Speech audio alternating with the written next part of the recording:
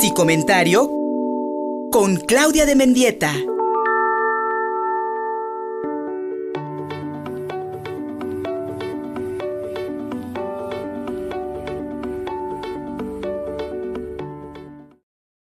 La salud mental en nuestro país es una deuda histórica del Estado mexicano.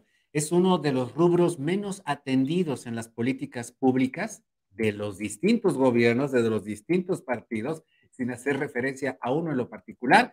Y hoy lo podemos ver especialmente con el desabasto de medicamentos para pacientes psiquiátricos que sin duda alguna están impidiendo no solamente mantener una vida saludable, sino que estos tratamientos lleguen a buen puerto. Mi querida Claudia de Mendieta, la salud mental en este país nuestro, en un estado pues no ideal, ¿cómo lo observas en este momento? Gracias por recibirnos en tu comentario. Gracias, Luis, un gusto saludarlos como cada martes, un gusto escucharte a ti y que me escuche el auditorio y estar en contacto con ustedes. Pues fíjate que para que tengamos una idea de la dimensión del problema, los trastornos mentales y los neurológicos representan casi una cuarta parte de la carga de las enfermedades mentales en América Latina y proporcionalmente para nuestro país es igual, ¿no?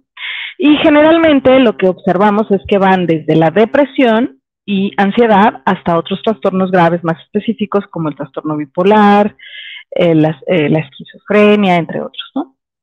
Pero bueno, lo importante es que estas enfermedades impactan en el día a día a las personas, ¿no? En diferentes ámbitos, ¿no? Desde su trabajo, actividades sociales, recreativas, cognitivas, en fin, tienen un impacto en el día a día y en la vida cotidiana de las personas. Por lo tanto, y por eso es tan importante pensar en la necesidad de que haya mucho más inversión para la salud mental, ¿no? Que los presupuestos, que se destinen mayores presupuestos, porque un país que no tiene una atención adecuada a la salud mental va a tener también un impacto en la pérdida de la productividad, definitivamente, ¿no? Porque además del impacto en la vida personal, las enfermedades mentales afectan el desarrollo de todo un país, ¿no? De la economía, ya que son una de las mayores causas para la discapacidad en el mundo. Los trastornos mentales de muchas formas son una de las principales causas de la pérdida de productividad, ausentismo laboral, incapacidades permanentes.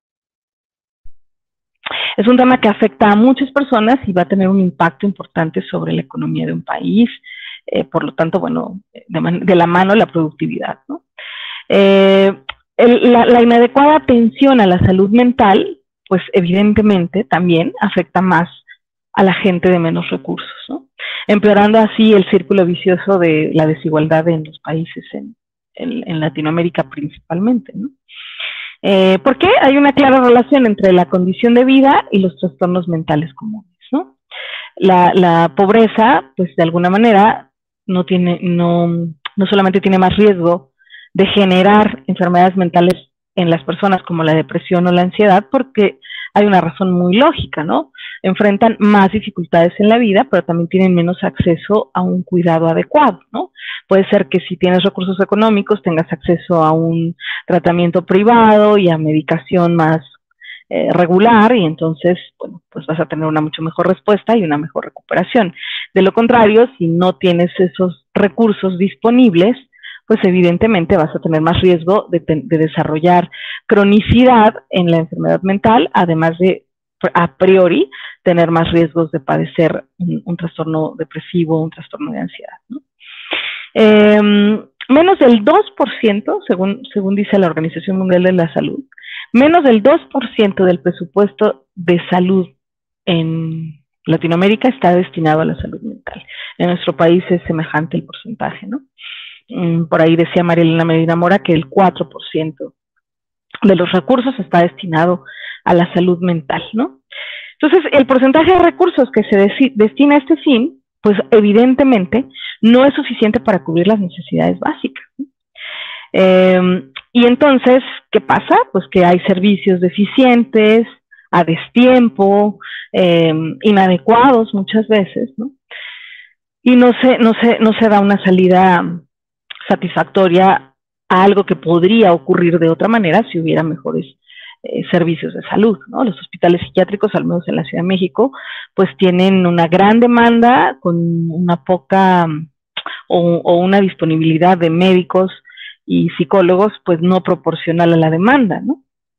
Y entonces hay muchas camas, ¿no? Recientemente alguien que estuvo hospitalizado en el Hospital Fray Bernardino Álvarez me comentaba que se dio de alta voluntaria por una serie de situaciones y la psiquiatra adscrita que estaba llevando el caso dijo, pues está bien, si se da de alta, mantenga la vigilancia estrecha y pues ya, no tengo más que decir, tengo 400 pacientes que atender, o 250, no me acuerdo cuántos dijo, pues ya, ¿no? O sea, como al final no hay una atención personalizada y tampoco culparía a esta o este psiquiatra en el sentido estricto, porque pues esa es la demanda, esa es la dinámica que existe. Pero evidentemente la atención específica, adecuada, personalizada no ocurre. Y eso pues trae mucho más complicaciones al mediano y a largo plazo, ¿no? Y luego a eso hay que agregarle varios problemas que hacen difícil brindar la atención adecuada a la salud mental, que ya no son de tipo económico, sino también de tipo social, ¿no? Por ejemplo, el estigma, ¿no? El estigma alrededor de los trastornos mentales que definitivamente hace que las personas sientan una dificultad para buscar ayuda, porque sienten vergüenza o tienen algunos preconceptos sobre cómo son los tratamientos, ¿no? Esta misma persona de la que hablo estuvo en una disyuntiva previa varios días angustiado si internaba ahí o no a su familiar porque había escuchado cosas terribles en los hospitales psiquiátricos. Y esto es parcialmente cierto, ¿no?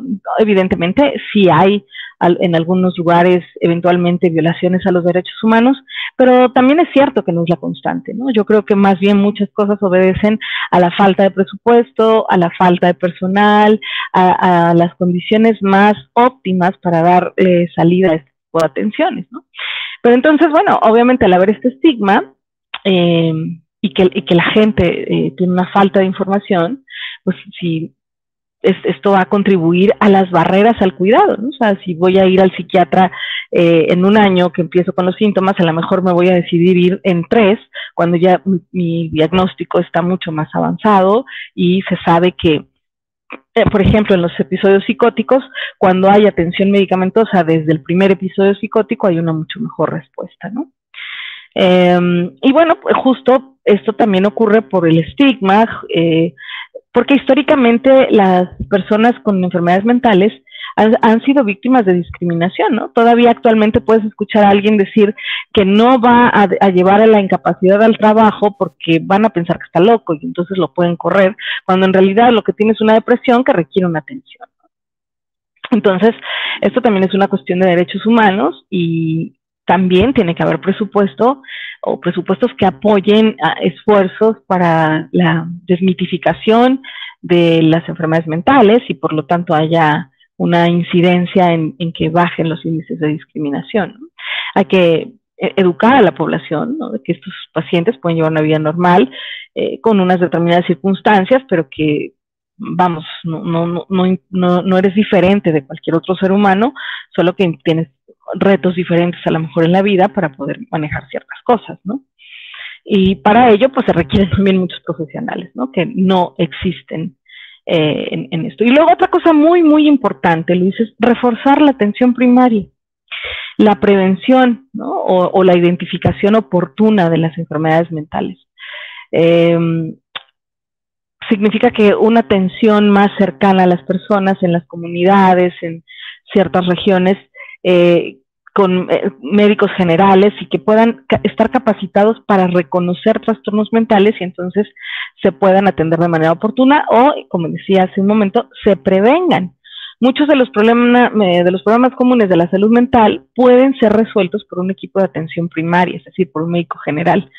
No necesariamente tienes que ir con un subespecialista, ¿no? La mayor parte del tiempo es mejor que seas atendido por un psiquiatra, pero también un médico en una depresión leve o un trastorno de ansiedad puede atender ese caso, ¿no? Entonces, de ahí que también es importante una coordinación adecuada entre los médicos generales y los especialistas, ¿no? Para referir casos más complejos, por ejemplo, ¿no? Y bueno, todo esto tiene que ver con políticas públicas, ¿no? El objetivo es que mejore la atención a la salud mental y que entonces se destinen más recursos, tanto económicos como humanos, para que se pueda mejorar esto. Sobre todo, además, después de la pandemia, ya lo decía por ahí la Organización Mundial de la Salud, que la siguiente pandemia iba a ser en el área de salud mental, y creo que lo estamos viendo reflejado en los índices de depresión, como se han disparado en todo el mundo, no solamente en América Latina y en México, y los índices de suicidios entre la población jóvenes, entre los 11 y los 29 años, los índices, las estadísticas van a la alza, ¿no? Lo cual te está hablando de que hay mayores problemáticas económicas, ambientales, que derivan en problemas emocionales, y que estos problemas emocionales están siendo más comunes en el tema de la ansiedad y de la depresión, que por supuesto no atendidos, en casos que se complican, pueden llevar al intento suicida o al suicidio consumado. Y eso es preocupante, ¿no? Imagínate que estas edades, entre los 11 y los 29 años, que son la juventud de los países, donde se tienen puestas muchas expectativas del desarrollo económico social de un país, estén en estos estados de ansiedad y depresión. Digo, tampoco quiero sonar amarillista, no es que toda la gente esté mal, no es que todo esté mal, pero sí las estadísticas no nos mienten, ¿no? Nos están hablando de que se necesitan hacer reajustes, trabajo emocional con las personas, atenderse psiquiátricamente cuando rebasado la frecuencia, la duración y la intensidad con la que se puede manejar el día a día. Y me parece que en ese sentido no está habiendo una atención clara a estas políticas. Ahora con las nuevas reformas a los hospitales psiquiátricos, las nuevas reformas de la NOM 35, que entonces se quedan de lado o fuera cosas que estaban siendo muy importantes de atención a la población, y me parece importante. Ahora, algo que sí, bien es cierto, el gobierno tiene la obligación de desarrollar estrategias para darle salida a estas necesidades. En lo individual, en lo personal, creo que es importante que también cada uno de nosotros nos hagamos responsables de nuestra salud, ¿no? Y de la salud de nuestra familia. Y entonces aprender a detectar una enfermedad mental y buscar de la mejor manera posible los servicios de atención a tiempo puede favorecer el desarrollo y la evolución de una persona en cualquier edad, ¿no? Sobre todo si estamos hablando de niños y adolescentes o jóvenes muy tempranos, y de esta manera pues poder tener un acceso a un servicio, ya sea público o no, pero es importante que también en lo individual reconozcamos si tenemos una enfermedad mental y nos atendamos de manera inmediata y oportuna para poder remontar, ¿no? La mayoría de las enfermedades mentales se remontan, son curables o se puede regresar a los niveles anteriores, pues. Algunas no, las enfermedades mentales graves son crónicas, pero también se puede tener una vida funcional más o menos adecuada si se tiene un tratamiento adecuado en la mayoría de los casos.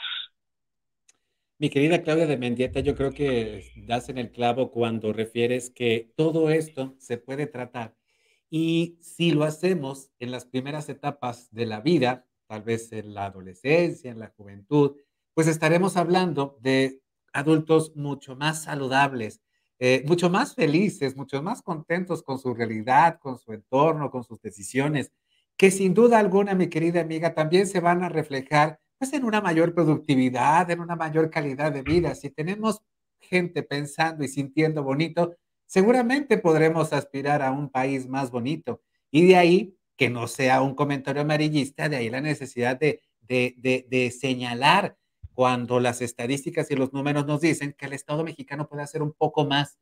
Y mira, me llama mucho la atención que estaba viendo un reportaje de la televisión italiana sobre un viejo manicomio donde se hicieron experimentos, los primeros experimentos, pues para poder mapear las sensaciones del cerebro, ¿no? Los primeros psiquiatras que conectaron estos aparatos en las cabezas de algunas personas para poder diagramar, ¿no? Los sueños, etcétera, etcétera. Y mira, amiga mía, estas grandes instituciones son ahora, y aquí en México también hay varias, son museos, son lugares que están abandonados y eso nos habla mucho de cómo no le hemos dado importancia a la salud mental y la hemos estigmatizado cada vez más, cuando hoy por hoy es necesario y fundamental hablar de ella, mi querida amiga. Claro, así es, y todos los mitos alrededor, ¿no? Por ahí vi un reportaje hace no mucho tiempo donde satanizaban literalmente el uso de electroshocks, claro, porque se quedaron en la época de la caverna, donde efectivamente era algo pues un poco traumático para quien observaba un electroshock, pero ahora actualmente es un tratamiento de primera línea cuando el paciente no responde a los antidepresivos y se hace de manera muchísimo más cuidadosa y menos invasiva. Pero hay mucha desinformación. Muchísima. Y aquí estamos, mi querida amiga, aquí estamos en el Psicomentario para combatir esa desinformación y para alentar a todas y a todos que nos ven a que entonces reflexionen sobre su propia salud mental, busquen ayuda y en todo caso también como ciudadanos le exijan al Estado mexicano más servicios públicos al respecto. Claro. Mi querida Claudia de Mendieta, amiga, ¿dónde te hallamos? A través de mi Twitter me encuentran como @Claudia Mendieta, a través de mi Facebook me encuentran como Claudia Mendieta, a través de Instagram Claudia de Mendieta y a través de mi correo electrónico cdemendieta@gmail.com. Y ahí te buscamos, mi querida Claudia. Un abrazote, hasta pronto. Un abrazote, hasta pronto. Gracias. Y a todas y todos ustedes, muchísimas gracias. En YouTube, en Facebook y en Twitter encuentran nuestros canales. No te olvides de visitar www.contigopuebla.mx, nuestro espacio informativo. Cumplimos 2 años. Gustavo Barretos en la producción. Soy Luis Fernando Soto. Hasta la próxima. Síguenos en Facebook y en Twitter. Estamos contigo, Puebla.